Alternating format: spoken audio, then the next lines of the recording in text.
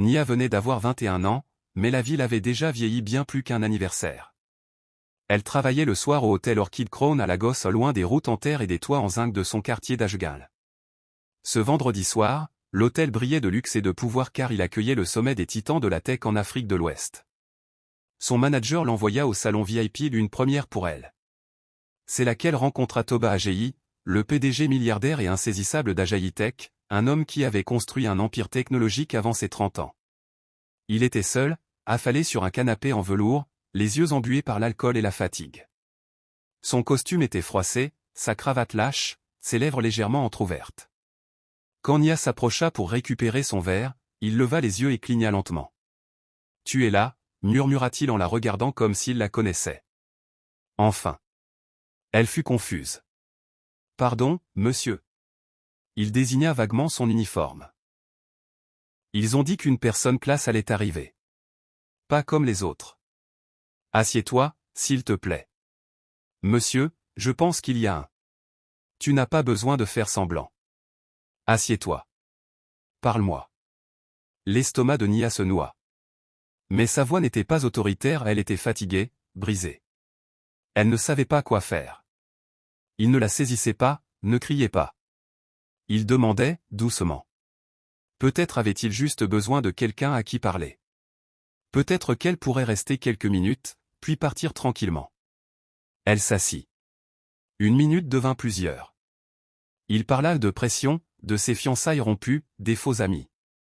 Elle ne disait presque rien. Il la regardait comme si elle était la paix incarnée. « Tu n'es pas comme les autres » murmura-t-il. Peu après, il lui prit la main. Elle se figea.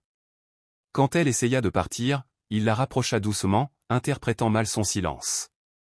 Elle ne résista pas, confuse, effrayée, incertaine du bon geste à faire. Au matin, il était parti. 50000 Nera était posée sur la table de nuit. Et une note, merci. Tu étais différente. Nia rentra chez elle le lendemain en silence. Ses jambes lui faisaient mal. Son esprit était vide. Elle ne le dit à personne. Mais 3 semaines plus tard, son corps parla pour elle. Nausée matinale. Sein douloureux.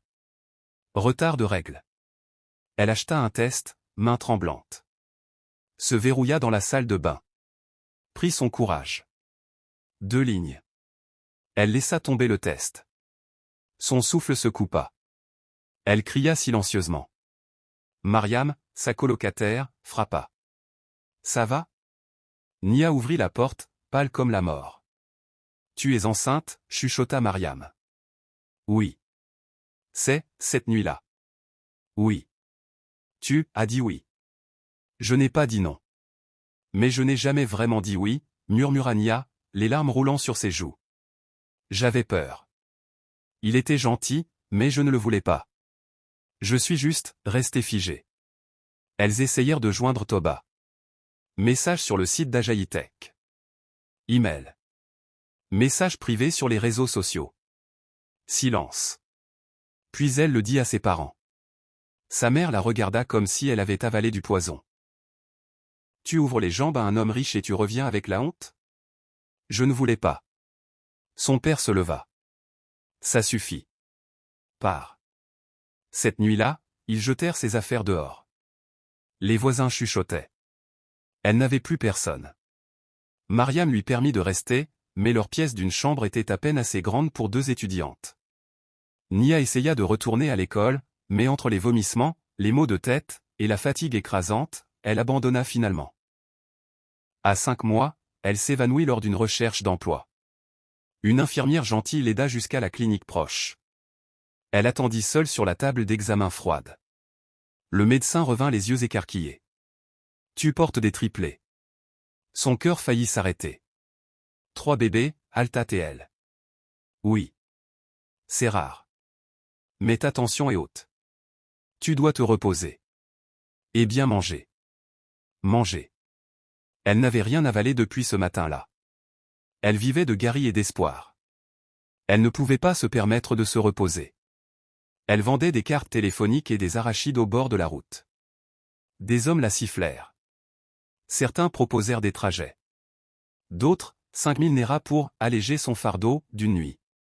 Un jour, elle s'écroula sous le soleil et se réveilla dans le kiosque d'un inconnu. Son corps lâchait prise. Elle regarda son reflet dans un miroir sale, visage assombri par le stress, lèvres gercées, ventre qui tendait sa robe bon marché. Sa vie était devenue cendre. Tout ça à cause d'une nuit. Une erreur. Un homme. La douleur la frappa comme un éclair un soir alors qu'elle faisait la queue à la pharmacie. Le monde tourna. Ses genoux fléchirent. Des inconnus la transportèrent à l'hôpital public. Le travail était précoce. Elle cria pendant des heures sans anesthésie, sans mère à ses côtés. Juste elle et la douleur. Puis, des pleurs. Faibles. Fragiles. 3 bébés. Ces bébés. 2 filles et un garçon. Tous trop petits. Les médecins les placèrent dans des incubateurs. Elle n'eut même pas le temps de les tenir.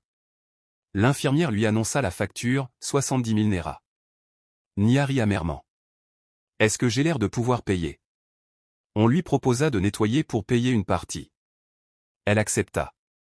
Avec des poings encore frais et les jambes tremblantes, elle frotta les sols, nettoya le sang, vidait les poubelles pendant que ses enfants étaient derrière une vitre. La nuit, elle se recroquevilla sur une chaise en plastique devant le service, écoutant ses bébés pleurer. Pas de visite. Pas de fleurs. Pas de père. Juste le silence. Après 2 mois, ses bébés furent autorisés à sortir petits, fragiles, pleurant sans cesse. Ses seins ne produisaient pas assez de lait. Elle mélangeait de l'eau avec du lait en poudre bon marché. Les couches étaient un luxe, elle les enveloppait dans des chiffons découpés. Elle se perdait. Les murs de la chambre de Mariam se refermaient. Elle n'avait pas dormi correctement depuis des semaines. Les bébés pleuraient sans arrêt. Son dos lui faisait mal. Son âme se brisait. Une nuit, elle se tint au bord du balcon. En bas, les voitures passaient comme des flous. Elle pensa à sauter. Puis son fils pleura. Elle se retourna, s'effondra sur le sol et hurla dans ses mains. Cette même nuit, elle ouvrit son vieux téléphone et écrivit. Je suis mère célibataire de triplés. Leur père est un milliardaire qui ne se souvient pas de moi. Je ne veux pas de vengeance. Je ne veux même pas d'argent. J'ai juste besoin de lait, de couches, et de miséricorde. Elle publia anonymement sur Facebook. Avec des photos. Le lendemain, son monde explosa. Le post se répandit comme une traînée de poudre. Des milliers de partages. Des centaines de commentaires. C'est déchirant. Un milliardaire l'a abandonné? Où sont les associations de défense des femmes? À le siège d'Ajaïtech, Toba préparait une réunion quand son téléphone vibra sans arrêt. Son assistante, Derain, entra sans frapper. « Monsieur, nous avons un problème. » Elle lui montra le poste. Son visage changea. « On sait qui c'est ?» demanda-t-il. « Pas encore. Mais ça devient viral. Les gens pensent que c'est à propos de vous. » Il fronça les sourcils. « C'est ridicule. Je n'ai pas d'enfant. Vous étiez au sommet alors Kid Crown il y a 7 mois. » Elle a tagué l'hôtel. Son estomac se noie. Un fragment de souvenir, blouse blanche, voix douce, yeux calmes. Il se rappelait quelqu'un assis près de lui. Une fille. Ses mains tremblaient. Ce n'est pas possible. Je ne connais même pas son nom. Elle connaît le vôtre, dit Derain doucement. Et elle a 3 enfants. Des triplés. Son image était partout, voilà de qui elle parle. Des protestations commencèrent devant son bureau. Toba s'assit, pâle et secoué. Pour la première fois en des années, le puissant PDG n'avait aucun plan. Le lendemain, le quartier d'Ajgal de Nia était envahi. Journalistes, ONG, activistes tous frappant, criant, filmant. Certains offraient de l'aide. D'autres voulaient juste une histoire. Nia, parle à la presse. On peut voir les bébés? Tu es vraiment la fille qui a couché avec Toba Ajayi. Mariam repoussa les gens à la porte. Les bébés pleuraient sans cesse submergés par le bruit et la chaleur. Nia tremblait, serrant son fils contre elle. Sa tête tournait. Elle ne prononça jamais le nom de Toba. Mais Internet avait fait le lien. Un journaliste lui tendit un micro. Nia, veux-tu que le milliardaire t'épouse maintenant? Elle craqua. Je ne veux pas de mari. Je veux du lait. Je veux que mes bébés vivent. Cette nuit-là, après le départ des visiteurs, son vieux téléphone sonna avec un numéro inconnu. Elle se figea. Mariam, murmura-t-elle. Réponds, dit Mariam, le cœur battant. Elle prit l'appel. Nia, dit une voix calme, masculine, familière. Son corps se bloqua. Oui, répondit-elle à peine. C'est Toba AGI. Silence. Son souffle s'arrêta. Je ne savais pas, dit-il rapidement. Je ne me souvenais pas. J'étais brisé. J'ai cru que tu étais, professionnel. Une larme coula sur la joue de Nia. Je ne l'étais pas, dit-elle froidement. J'étais serveuse. Je sais maintenant. Je suis désolée. Désolée, cria-t-elle. J'ai saigné seule. J'ai accouché de 3 enfants seule. Ma famille me hait. Mon corps est ruiné. Tu m'as laissé une note et 50 000 nera comme si je n'étais rien. Toba se tut. Je veux te voir, dit-il doucement. Laisse-moi voir les enfants. Tu veux voir maintenant, murmura-t-elle. Maintenant que tout le monde sait.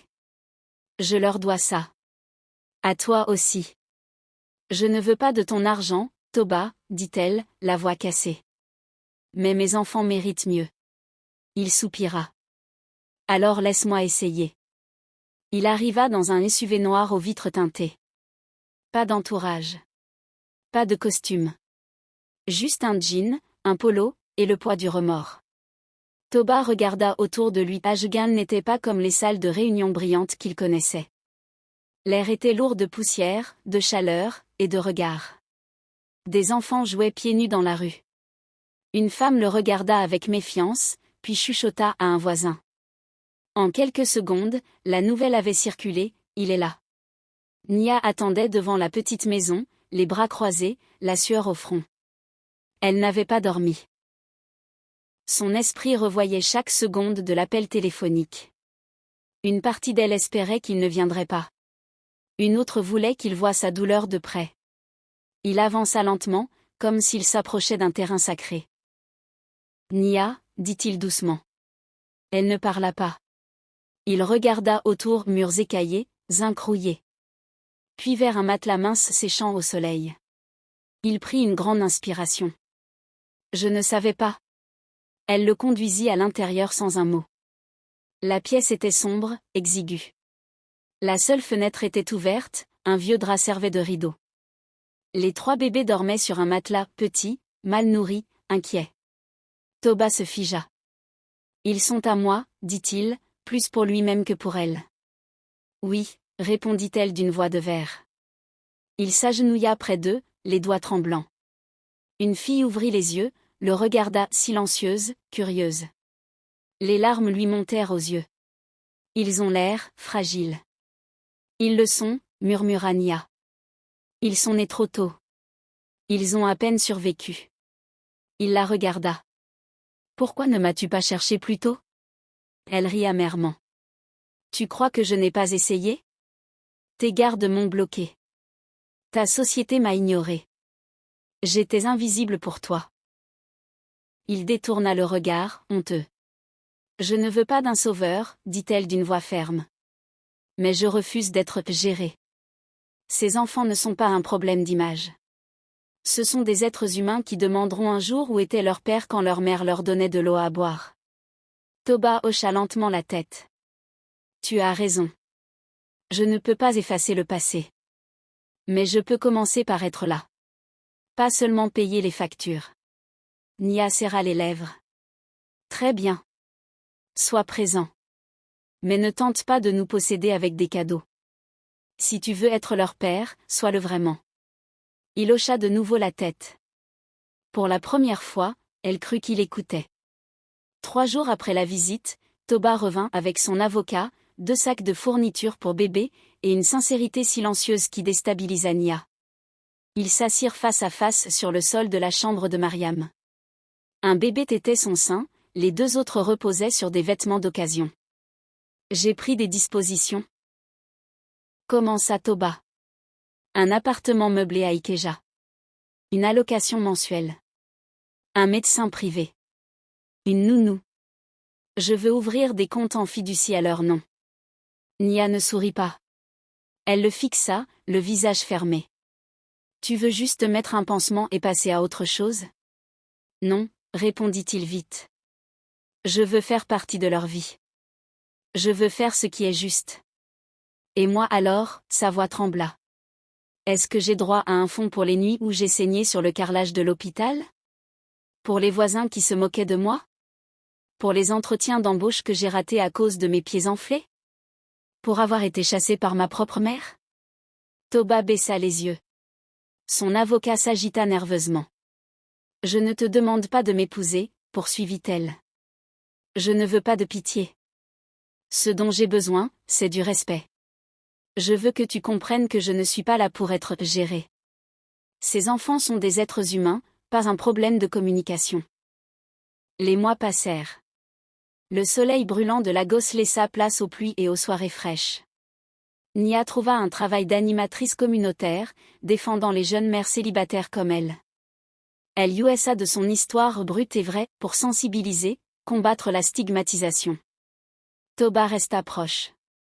Pas en sauveur, mais en homme apprenant à être père. Il aménagea un petit coin d'études dans l'appartement pour les triplés, acheta des livres, des jouets, et commença à leur apprendre l'alphabet. Au début, Nia restait en retrait méfiante, mais pleine d'espoir. Les enfants grandissaient lentement mais sûrement. Leur rire, rare au début, emplissait peu à peu les petites pièces. Nia souriait davantage. Toba apprenait la patience, l'humilité, et le vrai sens de l'héritage, pas le pouvoir ou l'argent, mais l'amour et la présence. Un soir, Nia s'assit sur le balcon, les bébés endormis à l'intérieur. Toba la rejoignit en silence. Aucun mot n'était nécessaire. Le voyage n'était pas fini. Il ne le serait jamais. Mais pour la première fois, l'avenir semblait possible. Elle le regarda et dit doucement, ce n'est que le début. Il hocha la tête, les yeux pleins de promesses silencieuses. Ensemble, imparfaits et brisés, ils faisaient face à un monde qui avait voulu les briser mais n'y était pas parvenu. Parce que parfois, même les nuits les plus sombres donnent naissance à de nouvelles aubes. Leçon morale. Cette histoire nous rappelle profondément que nos actes ont des conséquences bien au-delà d'une seule nuit, surtout lorsque le pouvoir rencontre la vulnérabilité. Elle montre comment l'abus de pouvoir peut détruire des vies, la négligence de Toba, amplifiée par l'alcool et le malentendu, a bouleversé la vie de Nia et de leurs triplés. La richesse et le statut ne dispensent pas de responsabilité. La souffrance silencieuse pèse lourd. La douleur, l'isolement et le rejet que subit Nia illustrent la dure réalité que vivent beaucoup de mères célibataires, souvent invisibles, stigmatisées, abandonnées par ceux qui devraient les protéger. La véritable force réside dans la résilience et la dignité. Malgré les difficultés écrasantes, Nia lutte non pas pour la pitié, mais pour le respect et son autonomie, reprenant sa valeur et se battant pour l'avenir de ses enfants.